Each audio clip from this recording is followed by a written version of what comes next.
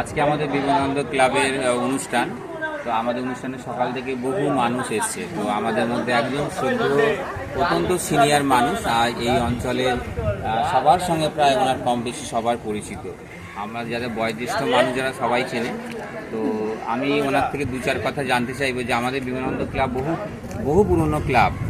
তো উনি আমাদের ক্লাবের অনেক কিছু বিষয় জানেন। তো আমরা এই ধরনের অনুষ্ঠান আমরা করছি, সেই অনুষ্ঠানটাকে উনি কীভাবে ব্যাখ্যা করবেন সে বিষয়ে আমরা জানতে চাইছি। আজকের যা অর্থনৈতিক অবস্থা, যা সামাজিক অবস্থা বা যা রাজনৈতিক অবস্থা, সেখানে মানুষ সামাজিক কর্তব্য থেকে পিছিয়ে যাচ্ছে, যে দরকার নেই সব আমি আমার মতো থাকবো, আমরা আমার মতো থাকবো। তবু আমরা এত কিছু সমস্যার মধ্যেও আমরা চেষ্টা করছি রক্তদান শিবির বা স্বাস্থ্য পরীক্ষা শিবির, বা আমরা ক্লাবের সদস্যরা নিজের রক্ত দান করছি। তো সব মিলে উনি এটাকে কীভাবে দেখছেন আমরা দু চার কথা ওনার থেকে শুনতে। আপনি এই বিষয়টা কীভাবে দেখছেন? আমি প্রথমে মনে করি যে আমি একজন সমাজ পরিবর্তনের সৈনিক। এই সমাজ পরিবর্তন করার জন্য যে সামাজিক প্রতিষ্ঠানগুলো আছে, যারা জনস্বার্থে গঠিত সামাজিক প্রতিষ্ঠান, তারা ছাড়া কোনো সমাজের কোনো উন্নয়নমূলক কাজ হতে পারে। সেই রকমই একটি প্রতিষ্ঠান বিবেকানন্দ ক্লাব। এই বিবেকানন্দ ক্লাব যে সামাজিক এবং জনস্বার্থে যে কাজ কর্মসূচি তারা পালন করে, তার মধ্যে মানুষের সমর্থন আছে।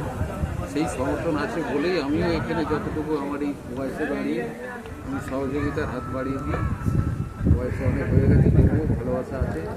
তো আমার অভিজ্ঞতা আছে। এই ক্লাবে সম্বর্ধনা অনুষ্ঠান হয়েছে এবং এই ক্লাবে সেই সম্বর্ধনা অনুষ্ঠানে কোনো একটি ছেলে, এই এলাকারই ছেলে, এখন সে জজ, কোর্টের জজ হয়েছে। এরকম অনেক ছেলে মেয়ে আছে যারা এই কাজগুলো এরা করে। তার মধ্যে দিয়ে সমাজের যে বিভিন্ন স্তরের পিছিয়ে পড়া মানুষ, বিশেষ করে এই অঞ্চলটা হচ্ছে মৎস্যজীবী এলাকা প্রধান অঞ্চল। এই মৎস্যজীবী এলাকা প্রধান অঞ্চল মানে অনগ্রসর শ্রেণীর মধ্যে একটা বড় অংশ। এই অঞ্চলে যে অগ্রগতির জন্য যা যা ভূমিকা গ্রহণ করার দরকার, সেই হিসেবে একটি ক্ষুদ্র সংগঠন হলেও মানসিকতা কিন্তু এদের সেই দিক থেকে অনেক বেশি উন্নত এবং অনেক ছোট বয়সের ছেলে হলেও ক্লাব সংঘ সমিতি বারোয়ারির মতো যে সামাজিক জনস্বার্থে গঠিত যে সামাজিক প্রতিষ্ঠান, সেই প্রতিষ্ঠানের মধ্যে অন্যতম বিবেকানন্দ ক্লাব।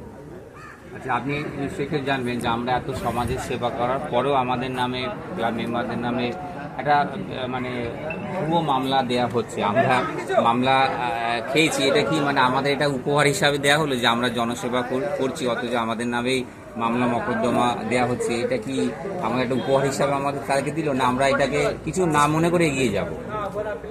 কথা হচ্ছে সত্যের জয় চিরদিনই হয়। সেই জন্য আমি মনে করি জ্ঞানের পরিধি বিস্তারের নাম শিক্ষা। শিক্ষাই চেতনার উন্মেষ ঘটায় এবং যেখানে শিক্ষার অভাব সেখানেই কুরুচির প্রভাব ঘটে।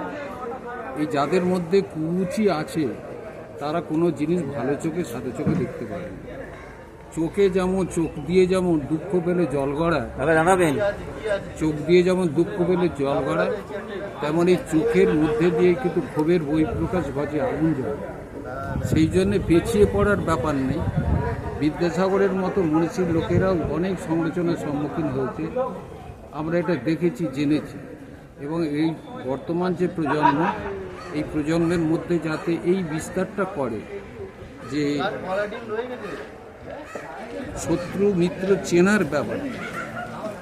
পৃথিবীতে এমন কিছু জিনিস আছে যেটা হচ্ছে অনেক সময় ঈর্ষাকাতরতা থেকে অনেক জিনিস পড়ে, মানুষকে শেষ করেও ফেলতে পারে।